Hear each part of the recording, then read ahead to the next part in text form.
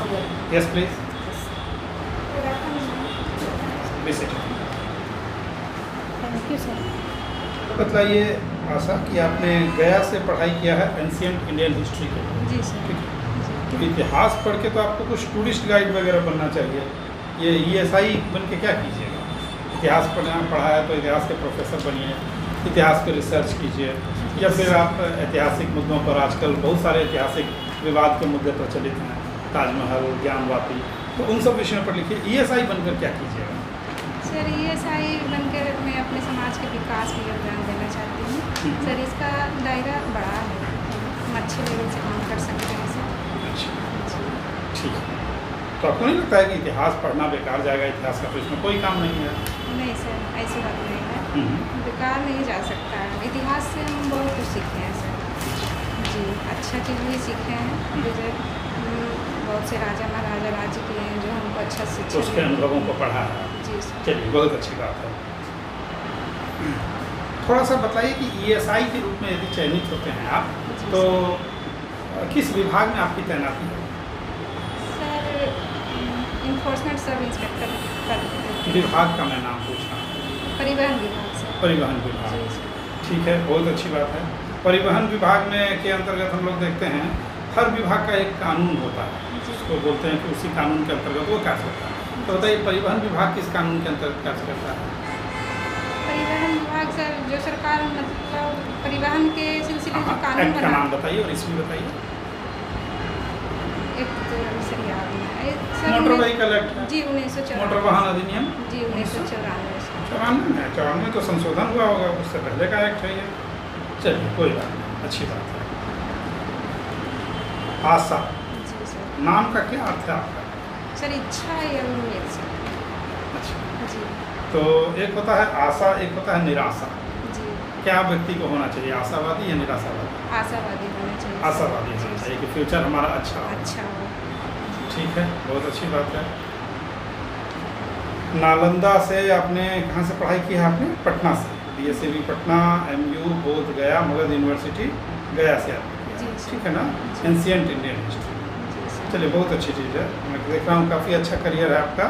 आपने ग्रेजुएशन किया है 2013, जी सर। तो since then it has passed 9 years. जी सर। 9 साल बीत गए हैं।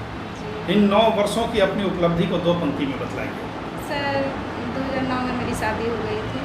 उस समय सर मैं अपने घरेलू समझिए सर उस समय से नहीं पढ़ पाए। 2014 में मेरी बेटी हुई, फिर 3 साल उन्हीं के मतलब सेवा में हम रह गए सर। फिर 3 साल के बाद स्कूल जाने लगी सर। 2017 से प्रिपरेशन कर रहे हैं मंडी एग्जाम। अच्छा, कहने का मतलब है कि आपकी उपलब्धि ये रही कि आपने परिवार को पूरा पर्याप्त समय दिया है। जी सर। ठीक है, बताइए कि आपने लगभग 89 में आपका बर्थ है, ठीक है? जी। तो लगभग 10-20 वर्ष आप जीवन को देख चुके हैं। ये बताइए कि आपको बचपन में ऐसी किस प्रकार की समस्याओं का सामना करना पड़ा जो आपकी बच्ची को अभी नहीं करना पड़ रहा है? सर एक तो मेरी शादी बहुत कम एज में हो गया, वो मेरी बेटी के साथ नहीं होना चाहिए। और सर मैं पढ़ाई कंप्लीट नहीं कर पाई शादी के पहले, जिसके बाद उनको बहुत दिक्कत हुआ सर। वैसा नहीं होना चाहिए। ठीक है। जी, उनको मैं पर्याप्त शिक्षा दूँगी पहले, उसके बाद ही शादी ब्याह हाँ, करूँगी। मैं यही तो पूछ रहा हूँ कि जी सर। समाज में आप क्या बदलाव देखते हैं? ये तो आप करेंगे। जी आप अपने बचपन में और आप अपनी बच्ची के बचपन में, दोनों समय में समाज में क्या बदलाव देखते हैं? सर मेरा बचपन जैसा कि उसका पूरा अपोजिट ही मैं अपनी बेटी को दूँगा। मैं ये पूछ रहा हूँ, समाज में आप क्या बदलाव देखते हैं? समाज में उस समय समाज कैसा था और अभी समाज कैसा है?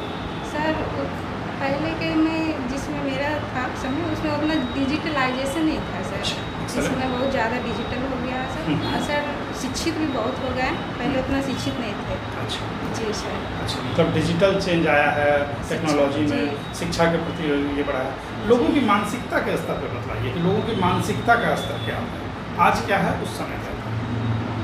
अशिक्षित थे सर तो मानसिकता बहुत समझिए कि बहुत नीचा है। जब शिक्षा जब लोग पढ़ लिख गए हैं तो कुछ भी उनको समझाते तो वो जल्दी समझ जाते हैं, और जो पढ़े लिखे होते हैं सर नहीं समझ पाते। बिहार सरकार ने महिलाओं को 33% सहभागिता के लिए कानून पास किया है। जी सर। ठीक है, सरकारी नौकरियों में, और शायद ये लोकल सेल्फ गवर्नमेंट जो बोलते हैं, पंचायत स्तर पर। ये बताइए कि सरकार के द्वारा इस प्रकार के जब निर्णय लिए जाते हैं तो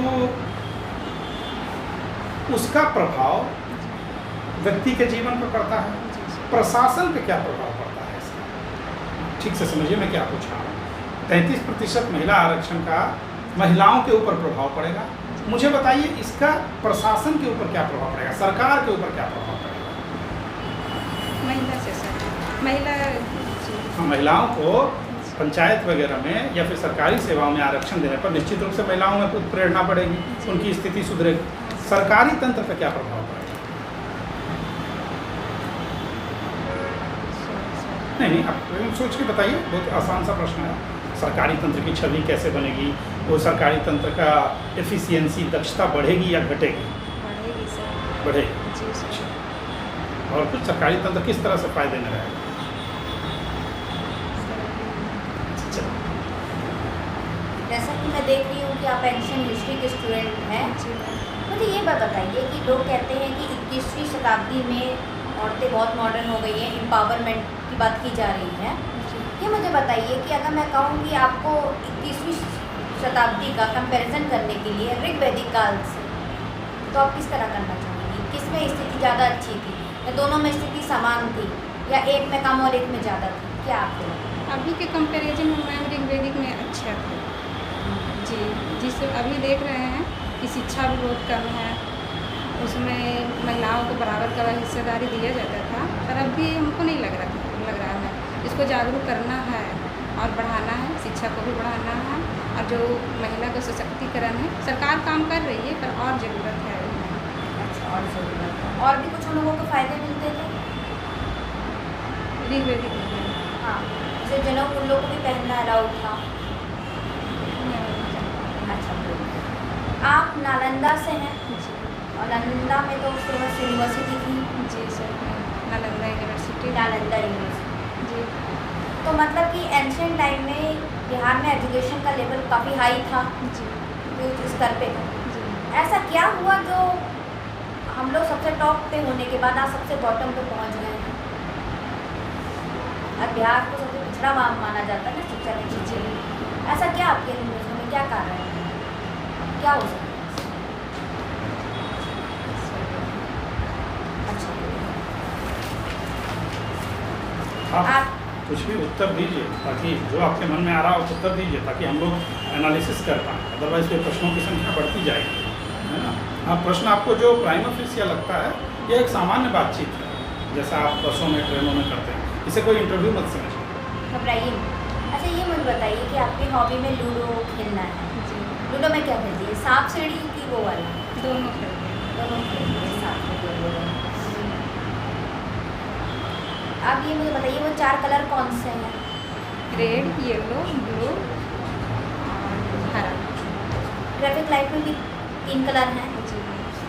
ठीक है। मुझे तीनों कलर का ये बताइए कि क्या यूज होता है? ट्रैफिक लाइट में हाँ जी, रेड लाइट जलती है मैम तो रुक जाना चाहिए, और ग्रीन जलता है तो मतलब कि चलना चाहिए जाने के लिए, और जब येलो जलता मैम तो हम चलने के लिए स्टार्ट मतलब कर देना चाहिए, चलने क्या के चीज़ लिए start? तैयार रहना चाहिए जी। जब येलो लाइट तो जलता है ये गाड़ियों के लिए होता है या फिर पैदल चलने वालों के लिए ट्रैफिक लाइट? दोनों के लिए होता है। मैंने तो सुना था कि पेडेस्ट्रियन लाइट भी होती है पैदल चलने वालों के लिए। सॉरी। आप अपने वीक पॉइंट के बारे में बताइए। आपने लिखा है आप इमोशनल और कभी कभी स्वास्थ्य पे ध्यान नहीं देते। जी मैम जी।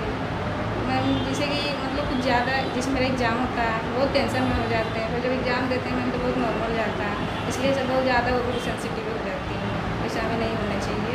आप ये मुझे बताइए कि आप बहुत सेंसिटिव हो जाती हैं और इसमें ESI के पद पे आपको कार भी ज़्यादा संभालना पड़ेगा, जी। कैसे हैंडल करेंगी आप? क्योंकि आप इमोशनल हो जाती है और संभाल नहीं पाती हैं।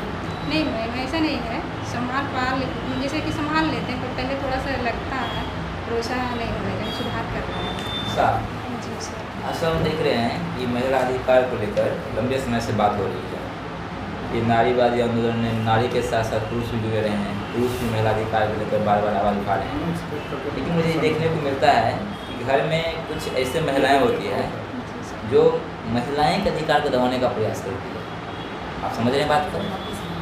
घर में कुछ ऐसे महिलाएं होती है जी सर। जो अपने ही घर के महिलाओं के अधिकार को दबाने का प्रयास करती है, ठीक है। ऐसा क्यों होता है कि एक महिला ही महिला अधिकार को दबाने का प्रयास कर रही है? सर ऐसा नहीं करना चाहिए, कर रही है तो फिर भी सर गलत है, उनको बताना चाहिए कि ऐसा नहीं होना चाहिए। मान लीजिए आपके बाद जो आपके घर में महिलाएं आएगी नेक्स्ट जनरेशन में, जी। क्या आप उनके अधिकार को प्रमोट करना चाहेंगे? हाँ सर, उसको चाहेंगे कि मतलब वो जो स्वेच्छा से करना चाहती हैं कर सकती हैं। ठीक है, बहुत अच्छा। आपने पढ़ा होगा, आपका स्पेशलाइजेशन एंशिएंट हिस्ट्री पर है ना, जी सर। ठीक है। आपने पढ़ा है हिस्ट्री का, कुछ हिस्टोरियन का नाम पता है जो बुक्स आप पढ़े होंगे? हिस्ट्री सर जो मेरा सिलेबस में था वही। हाँ, तो कोई बुक्स पढ़ा होगा ना? उसके लेखक का नाम बताइए, नहीं पढ़ा किसी होगा? इतिहासकार का नाम बताइए। इतिहासकार सर हाँ, मेगास्थनीज हैं, विष्णु शर्मा हैं। जी सर। मेगास्थनीज ये हमारे इंडिया में कब रहे थे? मौर्य के शासनकाल। मौर्य शासनकाल। उस समय किनका शासनकाल था? चंद्रगुप्त मौर्य। चंद्रगुप्त मौर्य का।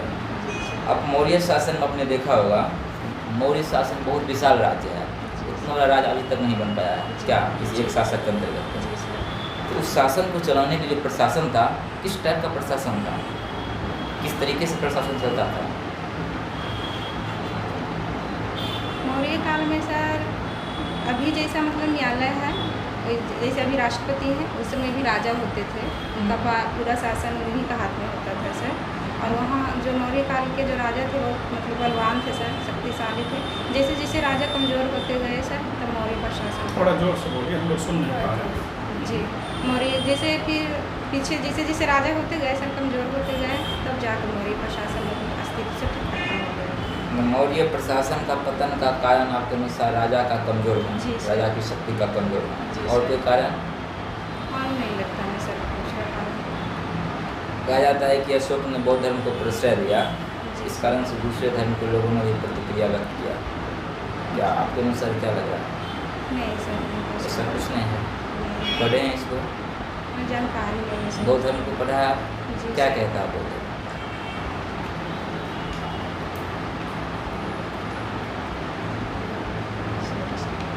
नालंदा में विश्वविद्यालय था, जी, ठीक है ना, अभी भी है। जी।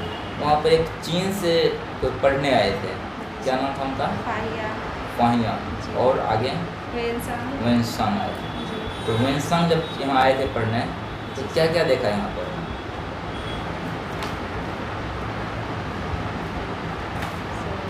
नहीं पता है। वेंसांग के समय विश्वविद्यालय के कौन थे टीचर? वेंसांग के जो टीचर थे, शिक्षक, सर हम पढ़ने हमने पढ़ा अगर अभी याद नहीं आ रहा है। याद नहीं आ रहा है। जी सर। अच्छा बताइए, आपने एंशिएंट हिस्ट्री को पढ़ा होगा, उसमें लगा होगा कुछ पूरी हिस्ट्री में कुछ अच्छा आपको लगा होगा कि ये टॉपिक बहुत अच्छा है, आपको इंटरेस्ट आ रहा होगा, कुछ ऐसा टॉपिक आपके पास? अशोक का ही शासन काल सर। अशोक का शासनकाल। तो अशोक के बारे में बताइए कुछ, उनका शासनकाल क्यों आपको अच्छा लगा?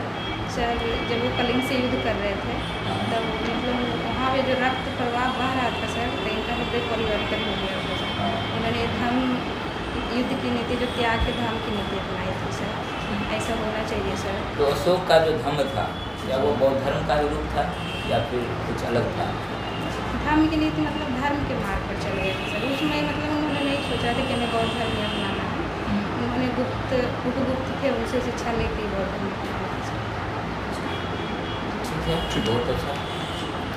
आपने कहा कि जिन इतिहासकारों को आपने उल्लेख किया, एक थे मेगास्थनीज और दूसरा आपने बताया विष्णु शर्मा, दोनों की पुस्तक का नाम बताइए। मेगास्थनीज का बुक है सर इंडिका, और विष्णु शर्मा के पंचतंत्र। इंडिका की विषय वस्तु क्या रही होगी? तो मौर्य काल में जो प्रशासन है उसके बारे में लिखा गया है सर। इंडिका इंडिया से ही रिलेटेड होगा, चलिए ठीक है, अच्छी बात है। विकसित बिहार के 7 निश्चय के बारे में थोड़ा बताइए, कोई 2 निश्चय बताइए विकसित बिहार के। मुख्यमंत्री कन्या उत्थान योजना। ये तो योजना है, 7 निश्चय का नाम बताइए, किन क्षेत्रों पर कार्य करने का मुख्यमंत्री का आह्वान है? संविधान। ठीक है, युवाओं को रोजगार, आरक्षित महिलाओं को रोजगार का अधिकार, हर घर नल का जल, है ना, ये सब चीज़ें तो है ही। ठीक है, आप अपने किसी आदर्श व्यक्ति का नाम बतलाइए। BR अम्बेडकर साहब। बाबा साहब भीमराव अम्बेडकर। ठीक है, बताइए कि उनके लिखित कोई 2 पुस्तकों का नाम बताइए। मूकनायक। नहीं, ये तो उनकी पत्रिका थी मूकनायक, जी। उनके लिखे गए पुस्तकों का नाम बताइए, या शोध पत्र कुछ हो तो उनका नाम बताइए। Waiting for a visa. Waiting for a visa. Waiting for BR Ambedkar साहब का के बुक का बताइए। ठीक है, उनका आत्मकथा है sir, waiting for a visa. ठीक है, और अभी सर चलो ठीक है, उन्होंने 2 पुस्तकें लिखी थी, ये एक पाकिस्तान पार्टीशन ऑफ इंडिया, एक वो प्रमुख पुस्तक है, और एक जो उनका PhD का थीसिस पेपर था, प्रॉब्लम ऑफ रूपी, काफ़ी महत्वपूर्ण है। चलिए ठीक है, कई किताबें लिखी होंगी उन्होंने, हम लोग बहुत कम जानते हैं उनके बारे में। चलिए ठीक है, आप जा सकते हैं। Thank you sir. Thank you. Come back please, आइए। थोड़ा पढ़ने का ज़रूरत है, पेपर वगैरह ठीक है, और जो ग्रेजुएशन का पेपर है, हिस्ट्री का ढेर सारा किताब आता है, पतला पतला बुक आता है, वो 100 पेज का बुक आता है, वो सबको रेगुलर देखते रहिए, आगे कंपटीशन में भी काम आएगा, इसमें भी काम आएगा। इतिहास है चूँकि आपका, ESI के बारे में आप जानते हैं, पारिवारिक दायित्व को निभा रहे हैं, बहुत अच्छी बात है, बहुत मतलब एक सही और सकारात्मक जीवन और सोच है आपका। ठीक है, मेरे ख्याल से आपको थोड़ा पढ़ने का ज़रूरत है।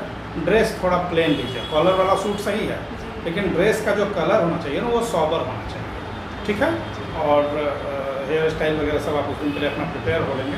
मेरे ख्याल से हर बात में नहीं जानते हैं ये बोलना उचित नहीं है। ठीक है, थोड़ा सा प्रयास कीजिए कि अगर कोई प्रश्न हो तो ये उत्तर दें अपना। ठीक है, चलिए, मैंने प्रयास आपको करना है कि अगर 20 प्रश्न पूछे जाए तो 15 का जवाब है।